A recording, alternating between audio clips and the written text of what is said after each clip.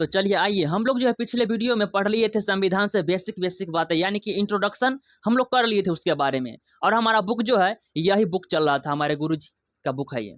हम लोगों ने इसमें इंट्रोडक्शन देख लिया था। आज हम लोग स्टार्ट करेंगे चैप्टर नंबर 1 जो इस बुक के अनुसार है। हालांकि मेरे अनुसार चैप्टर नंबर 1 जो है, चैप्टर नंबर इसके 5 के हिसाब से स्टार्ट होता है। तो चलिए, जैसा ये बुक लिखा हुआ है उसी के अनुसार हमें भी इससे चलना ही होगा। आइए तो हम लोग स्टार्ट करते हैं। हमारा पहला चैप्टर क्या है कि संविधान की ऐतिहासिक पृष्ठभूमि। आप लोगों को पेज नंबर 24 में मिल जाएगा। और ये जो बुक है ये फाउंडेशन का बुक है, फाउंडेशन कोर्स जो उनका चलता है उसी का ये बुक है, ठीक है। तो आप लोग ना रहेंगे सस्पिशन में कि ये भैया टारगेट का बुक है कि फाउंडेशन बुक है, तो आप लोग ध्यान में इस बात को रखेंगे।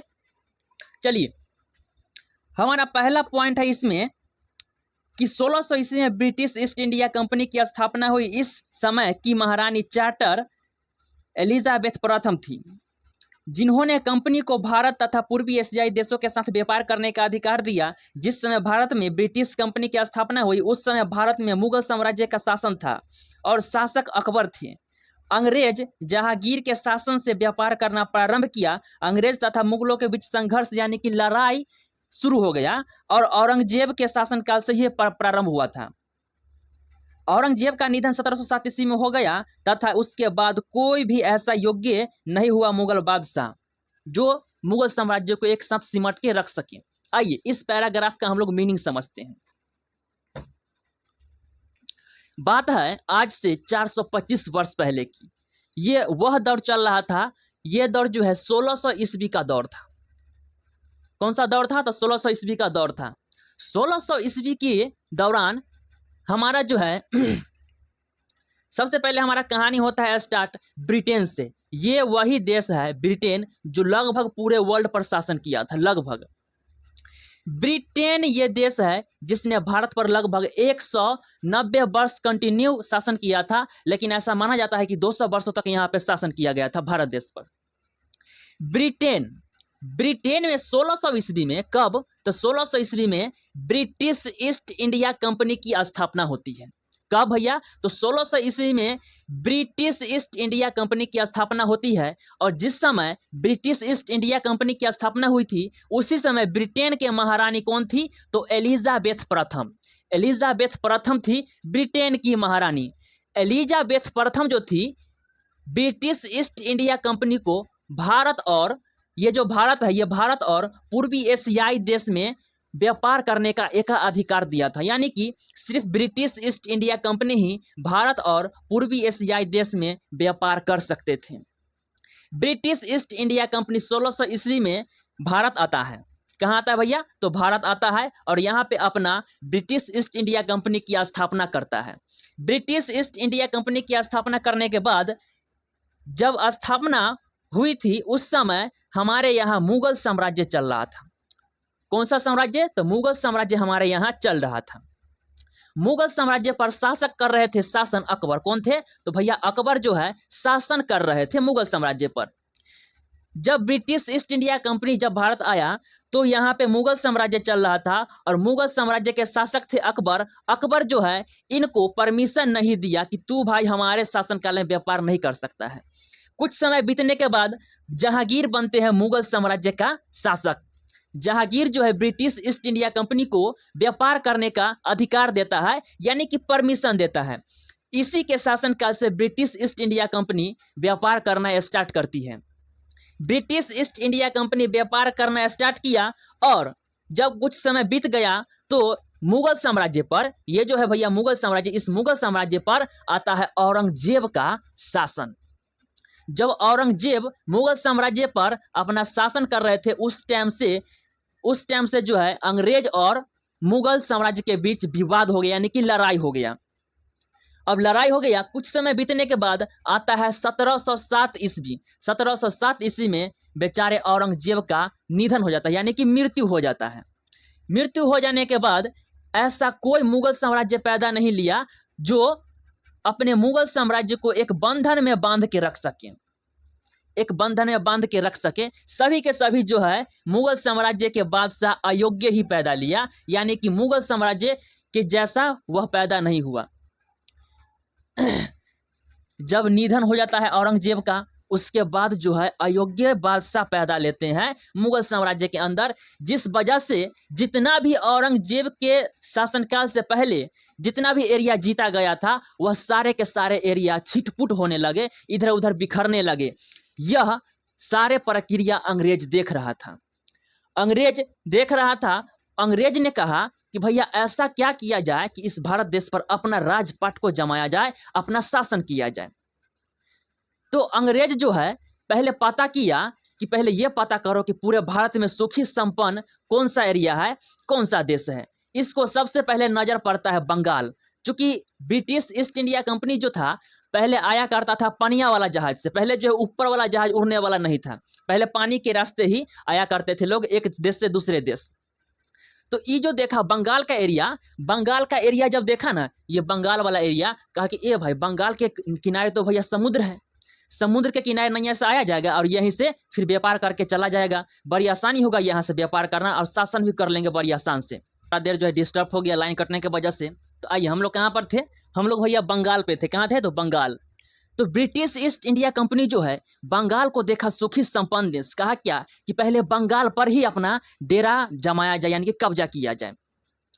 तो बंगाल पे कब्जा करने के लिए ब्रिटिश ईस्ट इंडिया कंपनी ने किया क्या, इस बंगाल पर कब्जा करने के लिए एक रचा रचाया हुआ युद्ध किया 1757 ईस्वी में। कब किया युद्ध, तो 1757 ईस्वी में। इस युद्ध का नाम पड़ा पलासी का युद्ध। नाम क्या पड़ा, तो भैया पलासी का युद्ध पड़ा। इस युद्ध में बंगाल के नवाब सिराजुद्दौला और ब्रिटिश ईस्ट इंडिया कंपनी के तरफ से हमारे लड़ रहे थे रॉबर्ट क्लाइव। कौन लड़ रहा था, तो रॉबर्ट क्लाइव। तो इस 1757 ईस्वी में जो लड़ाई लड़ा गया पलासी का युद्ध, इस युद्ध में जो है ब्रिटिश ईस्ट इंडिया कंपनी भैया जीत जाती है। ब्रिटिश ईस्ट इंडिया कंपनी जीत जाती है और जीतने के बाद सिराजुद्दौला को कहा क्या कि तुम आओ इधर। सिराजुद्दौला बेचारा ऐसे कहले गया, दोनों हाथ पीछे उसका बांधल था, ऐसे कहले गया, घुटने के बल वह झुक गया।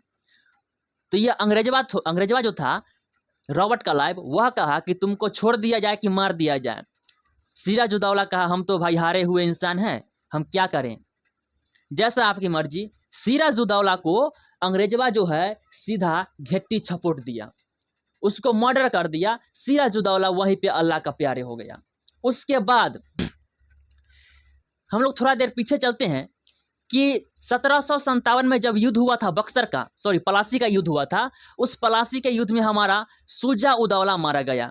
जब शुजा-उद-दौला मारा गया तो सभी के सभी लोग एकदम बौखला खौफला गए कि भाई मेरे नवाब को जो है, मेरे राजा को मार दिया गया।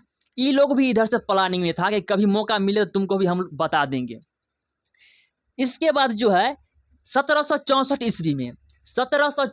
ईस्वी में एक युद्ध होता है, वह युद्ध है बक्सर का युद्ध। उस युद्ध का नाम क्या है, बक्सर का युद्ध। इस बक्सर के युद्ध में एक तरफ भारत की ओर से रहता है अवध के नवाब शुजा-उद-दौला, ये सिया और मुगल बादशाह के तरफ से आलमगीर द्वितीय था। उसके बाद बंगाल के नवाब कौन था, मीर कासिम था। कौन था, तो मीर कासिम था, ये भारत के तरफ से था। और ब्रिटिश ईस्ट इंडिया कंपनी के तरफ से जो है हेक्टर मुनरो था। कौन था, तो हेक्टर मुनरो था। और भारत और ब्रिटिश ईस्ट इंडिया कंपनी में दोनों में एक बार फिर से लड़ाई हुआ। वह युद्ध का नाम क्या पड़ा, बक्सर का युद्ध। कब हुआ था, तो 1764 ईस्वी में हुआ। इस युद्ध में हमारा भारत जो है हार जाता है, बुरी तरह हार जाता है और ब्रिटिश ईस्ट इंडिया कंपनी जीत जाता है।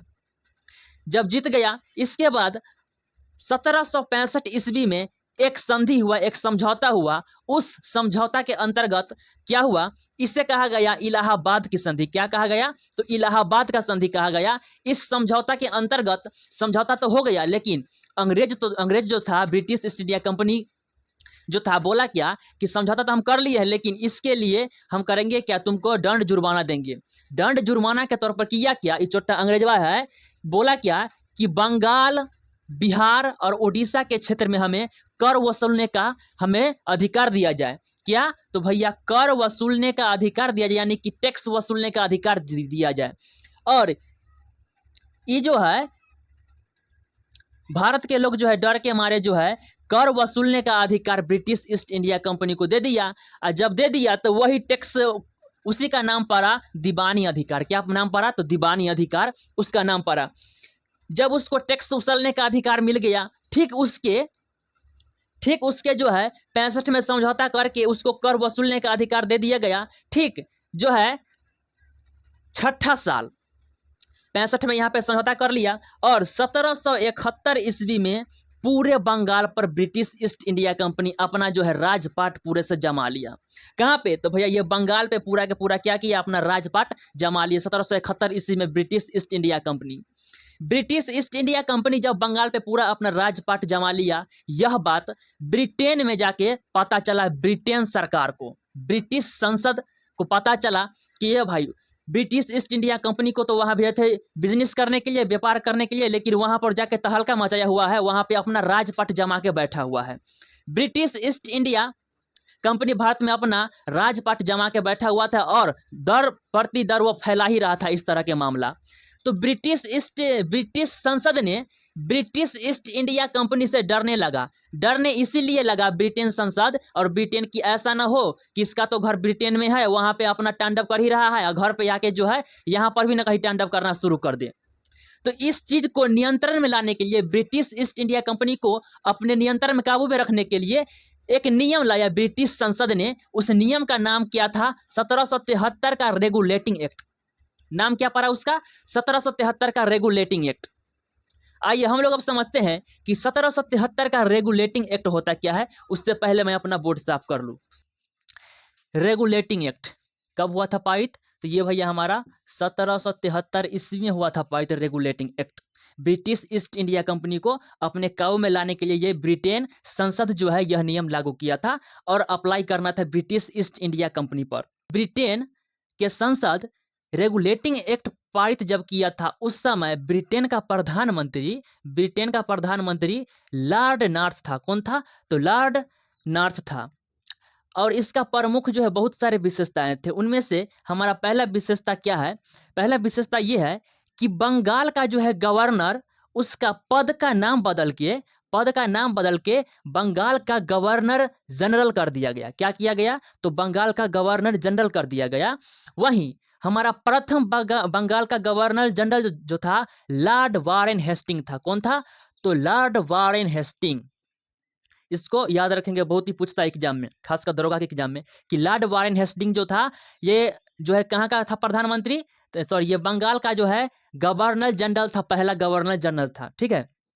उसके बाद हमारा दूसरा पॉइंट क्या है? इसको ऐसे ही हम पढ़ देते हैं, आप लोग उसको ध्यान में रखेंगे। दूसरा पॉइंट है, इस अधीन के अंतर्गत मद्रास एवं मुंबई के गवर्नर बंगाल के गवर्नर जनरल के अधीन हो गया, जबकि पहले सही प्रेसिडेंसियों के अलग गवर्नर का एक दूसरे से अलग थे। इस बात को उतना इंपॉर्टेंट है नहीं, उसको आप लोग देख लीजिएगा। ठीक है। आइए तीसरे नंबर पर हम लोग आते हैं। तीसरा नंबर पर, तीसरा नंबर में हमें कहा यह गया कि 1774 ईस्वी में कोलकाता में, क्या? हाँ, तो भैया ये कोलकाता में उच्च न्यायालय का गठन किया गया, यानी कि स्थापना किया गया। ये उच्च न्यायालय का मतलब समझते हैं? सुप्रीम कोर्ट समझते हैं? वही सुप्रीम कोर्ट का जो है गठन किया गया था, स्थापना किया गया था कोलकाता में। कब किया गया था? तो 1774 ईस्वी में किया गया था इसका स्थापना सुप्रीम कोर्ट का। और जब सुप्रीम कोर्ट का स्थापना किया गया तो उसमें जो हमारा एक जो था क्या था? मुख्य न्यायाधीश और 3 हमारा अन्य न्यायाधीश था, जिसमें से एक मुख्य न्यायाधीश का जो है नाम क्या था? Sir Elijah Impey. क्या नाम था? तो सर एलिजा इम्पे नाम था। वही 3 अन्य जो न्यायाधीश था उनका नाम क्या है? पहला का नाम था हाइड, दूसरा का नाम क्या था? लिमेंस्टर। क्या नाम था? तो लिमेंस्टर था। और चौथा का नाम था चैम्बर्स। क्या नाम था? तो चैम्बर्स नाम था। ये सभी के सभी विदेशी ही है, ब्रिटेन का ही रहने वाला था। इसके बाद आइए हमारा चौथा जो है, चौथा विशेषता क्या था? चौथा विशेषता हमारा ये था कि ब्रिटिश ईस्ट इंडिया कंपनी के अंदर जितने भी कर्मचारी हैं, ब्रिटिश ईस्ट इंडिया कंपनी के अंदर जितने भी व्यापारी हैं, वो सभी के सभी निजी व्यापार नहीं कर सकते हैं। निजी व्यापार का मतलब समझते हैं? निजी व्यापार का मतलब क्या होता है? Side business. साइड बिजनेस का मतलब होता है कि मान लीजिए कि हम कोई सरकारी डॉक्टर है, ठीक है। अब हम सरकारी डॉक्टर होते हुए भी अपना एक प्राइवेट चेंबर खोल ले, एक अपना हॉस्पिटल खोल ले, तो हमारा ये प्राइवेट जो है हॉस्पिटल खोला हुआ हमारा साइड बिजनेस है। और जबकि हम सरकारी पद पर है तो हम सरकार का आदमी है, तो उधर हम सरकारी काम भी कर रहे हैं, इधर अपना प्राइवेट बिजनेस भी चला रहे हैं। तो इस तरह के चीज़ों पर ये जो है संसद, जो ब्रिटेन का जो संसद था, वो जो है निजी व्यापार पर प्रतिबंध लगा दिया। अब ये इसी में दूसरा बात ये है कि ब्रिटिश ईस्ट इंडिया कंपनी के अंदर जो कर्मचारी था वह भारतीय लोगों से रिश्वत ले रहा था। रिश्वत का मतलब होता है घूसखोरी, घूस ले रहा था। जैसे मान लीजिए कि अभी के टाइम में जो है घर वगैरह मिलता है, उस घर में जो है अगर 1,20,000 का स्कीम है, उसमें से 30-40,000 रुपया जो है बीच का जितना भी होता है अफसर से लेकर कर्मचारी तक वही सब लूट लेता है। बाकी बाद उसमें से जो है कम से कम वही 80-90 हज़ार तक जो है पैसा पब्लिक को मिलता है। तो वो हमारा जो है रिश्वत ले रहा था, तो रिश्वत पर प्रतिबंध लगा दिया। और जब रिश्वत पर प्रतिबंध लगा दिया ना, तो किया क्या, कर्मचारी लोग जो है इस रिश्वत को छुपाने के लिए कहा क्या कि हम रिश्वत नहीं लेते हैं, हम उपहार में हमें देते हैं लोग इतना इतना पैसा। अब कहा क्या, पब्लिक से पूछ रहा था, पब्लिक बोल रहा है कि भैया हमसे ये घूसखोरी के रूप में ले रहा है, और कर्मचारी से पूछ रहा है तो बोल रहा है कि हमारा उपहार के रूप में दे रहा है, आदमी हमारा खुशी होकर दे रहा है कि हमारा काम करवा दिया। तो इस बात को पूरी तरह से जांच पड़ताल करके बोला को थी कि सुनिए, कर्मचारी को बोला क्या, नहीं तुमको रिश्वत लेना है और नहीं उपहार लेना है, इन दोनों पर प्रतिबंध लगा दिया। तो हमारा चौथा विशेषता यही था। 2 और विशेषताएं हैं, हम बोर्ड को साफ करके उसको बाद हम बताते हैं। 5 नंबर हमारा पॉइंट ये है कि कोर्ट ऑफ डायरेक्टर्स की स्थापना क्यों की गई। तो ये कोर्ट ऑफ डायरेक्टर्स का स्थापना इसलिए किया गया कि ब्रिटिश ईस्ट इंडिया कंपनी जो है इसका जो व्यापार जो कर रहा है उसका पूरा खबर जो है ब्रिटिश संसद को दिया जाएगा। तो इसको जो है इसीलिए गठन किया गया था कि ब्रिटिश ईस्ट इंडिया कंपनी के हर एक व्यापारी का पल पल का खबर ब्रिटिश संसद को दिया जाए। उसके बाद हमारा 6ठा पॉइंट है कि बंगाल गवर्नर जनरल, अच्छा यह हमारा 6ठा विशेषता ये है कि बंगाल के गवर्नर जनरल और सुप्रीम कोर्ट, किसका, सुप्रीम कोर्ट का सीमांकन नहीं किया गया था। मतलब कि बंगाल के गवर्नर जनरल और सुप्रीम कोर्ट का पावर का जो है सीमांकन नहीं किया गया था कि तुम यहीं तक करोगे शासन और तुम यहाँ तक करोगे शासन। होता यह था कि इन दोनों का सीमांकन नहीं किया गया था, तो इन दोनों के दोनों करता क्या था, कभी इसके एरिया में आकर जो है कोई कांड कर दिया, ये कभी इसके एरिया में जाके कांड कर दिया। इस चीज़ को तो बंगाल के गवर्नर जनरल और सुप्रीम कोर्ट को सीमांकन नहीं किया गया था पावर, इसीलिए इसे जो है प्रयास व भूल की संज्ञा दी जाती है। क्या कहते हैं इसी को, प्रयास व भूल की संज्ञा दी जाती है। तो इस तरह से आप लोगों का 6 के 6 पूरा विशेषता खत्म होता है। वीडियो अच्छा लगा हो तो सब्सक्राइब जरूर कर ले, ठीक है, ताकि अभी वर्षा हो रहा है जिसका कि हम लोग पढ़ा नहीं पाएंगे, इतना ना ज़्यादा शोर हो रहा है कुछ करने, लेकिन हम जोर जोर से हमें बोलना ही पड़ रहा है अभी। तो आज के लिए इतना ही, फिर आप लोग से मिलते हैं अगले वीडियो में। Thank you very much all of you.